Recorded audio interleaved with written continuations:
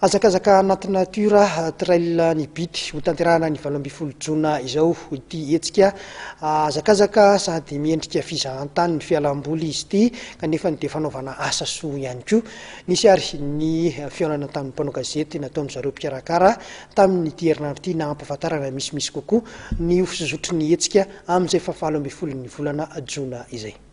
Pandray antsara manodidina ny arivo no andrasan'ny mpikarakara amin'ny azakazaka anaty natiora na trail du bity izay ho tanterahana ny 20 jona izao ho any Antsirabe izay miditra amin'ny andian'ny fahatelo izay karakarainy ny association Atena.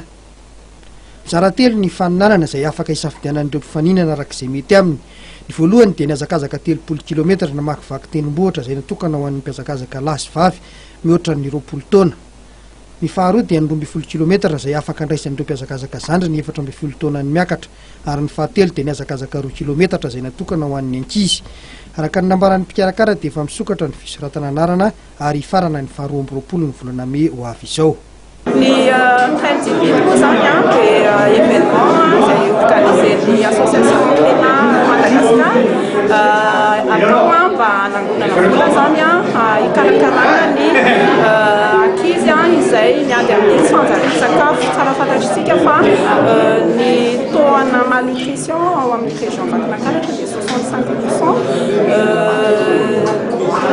Efa taona izay no miorganize trail ankizy dimanjato eo isan-taona no raisy association an-tanana izay afaka atao io activité Atena io fanomezana sakafo ny ankizy isan'andro mandritry ny taona. Ireo ankizy dimanjato io manao kurana 6 semaines eo zareo omena sakafo indray mandeha isan'andro miaraka amin'ny dia azo atao zany noho ny levée de fonds atao amin'ny trail ny bity sy amin'ny fandraisana anjara ny sponsor maro be izay sorana manokana eto. Faly dia faly aloha izay hatreto tamin'ny herintaona fotsiny ohatra dia 880 isan'ny mpandray anjara mpiazakazaka zany izay maro be ny avady amin'ny faritra rehetra manerana Madagasikara isan'ny tourista izay mandray anjara amin'io trail io. Samy azo loka avy amin'ny mpikarakara avokoa ireo telo voalohany lahy sy vavy.